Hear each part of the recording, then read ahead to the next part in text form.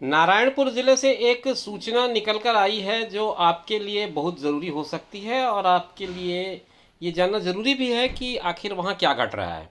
दोस्तों नमस्कार, आप देख रहे हैं ज़ीरो पीरियड। ये आदेश दरअसल 21/8/2023 की डेट पर निकला हुआ है और आदेश क्या है ये हम समझते हैं। छत्तीसगढ़ शासन सामान्य प्रशासन विभाग मंत्रालय महानदी भवन नवा रायपुर अटल नगर का पत्र क्रमांक 13/1/2023 आप्र 1/3 नवा रायपुर 3/5/2023 और छत्तीसगढ़ शासन राजस्व एवं आपदा प्रबंधन विभाग मंत्रालय महानदी भवन नवा रायपुर अटल नगर के पत्र क्रमांक 4/04/23/2023 7/2 नवा रायपुर अटल नगर 9/5/2023 ये दो लेटर का रेफरेंस दिया इन्होंने।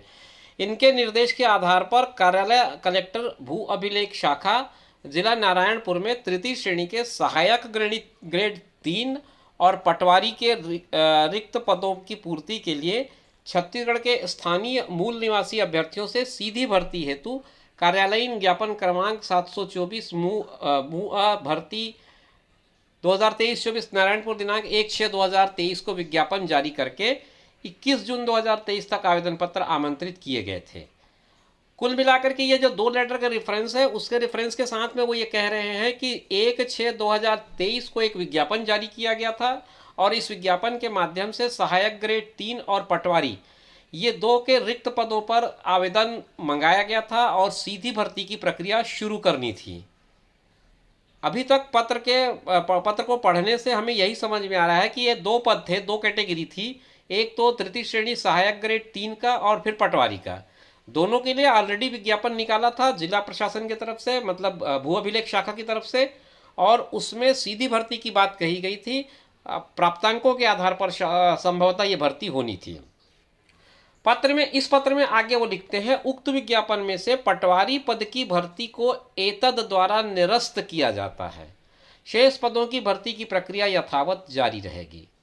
तो इसका मतलब ये हुआ कि नारायणपुर जिले में जो पटवारी के पद निकले थे, जो विज्ञापित किए गए थे, उन्हें निरस्त कर दिया गया, जो सीधी भर्ती से वो भरना चाह रहे थे। उसके अलावा उसमें जो सहायक ग्रेड 3 की जो भर्ती है वो उसकी प्रक्रिया चलती रहेगी, उसमें कोई इस पर असर उन्होंने नहीं डाला है। तो इस लेटर के बहुत सारे मायने निकलते हैं। आप इसको कैसे देखते हैं ये आपके ऊपर है। मैंने हमेशा अपने आप को और अपनी दृष्टि को सकारात्मक रूप में देखना चाहा है।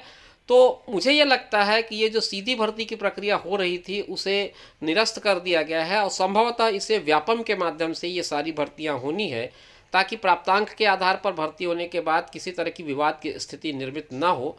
तो इसलिए ये सारे पद जो अन्य ज़िलों के भी हैं वो मैं उम्मीद कर रहा हूँ, ये मेरी अपनी सोच है जो पत्रों के आधार पर जो एनालिसिस कर पा रहा हूँ उसके बेसिस पर मैं आपको बात कर रहा हूँ। तो मुझे ये लग रहा है कि आने वाले दिनों में ये इस पर पटवारी के पदों पर एक साथ एक भर्ती परीक्षा व्यापम के माध्यम से हो और उसमें फिर ये पद भर्ती किए जाए, क्योंकि ये जो वैकेंसी कैंसिल की जा रही, निरस्त की गई है, वो पटवारी पद की गई है। बाकी ज़िलों में भी पटवारी की भर्तियां शुरू होनी चाहिए थी। अगर सीधे भर्ती से होना था, 12वीं के प्राप्तांकों के आधार पर होना था, तो बाकी ज़िलों में भी ये प्रक्रिया शुरू हो जानी चाहिए थी। लेकिन बाकी ज़िलों में प्रक्रिया मेरी नज़र में नहीं गुजरा। हो सकता है शुरू हुआ भी हो, तो पर मेरी जानकारी में ये नहीं आया है कि बाकी ज़िलों में इस तरह की भर्ती की प्रक्रिया कोई शुरू हुई हो। तो फिलहाल अच्छी खबर माने या बुरी खबर माने, ये खबर है कि नारायणपुर ज़िले में जो पटवारी पद के लिए आवेदन मंगाए गए थे, उस आवेदन के बाद जो प्रक्रिया शुरू होनी थी उस भर्ती को, उस प्रक्रिया को रद्द कर दिया गया है, निरस्त कर दिया गया है। आप इसे जैसे भी समझें। हो सकता है बाद में ये प्रक्रिया किसी नए ढंग से आपको फिर से देखने को मिले।